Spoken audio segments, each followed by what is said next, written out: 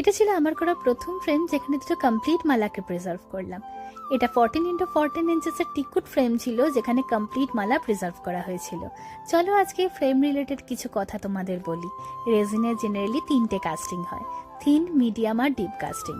Thin casting এ ফ্লাওয়ারের উপর রেজিনের একটা পাতলা লেয়ার যায়, যেখানে মিডিয়াম কাস্টিং এ ফ্লাওয়ারের হাফ সেকশন রেজিনে থাকে আর হাফ সেকশন ওপর দিকে 3D স্টাইলে উঠে থাকে, যেমনটা ঠিক তোমরা এই ফ্রেমে দেখতে পাচ্ছ।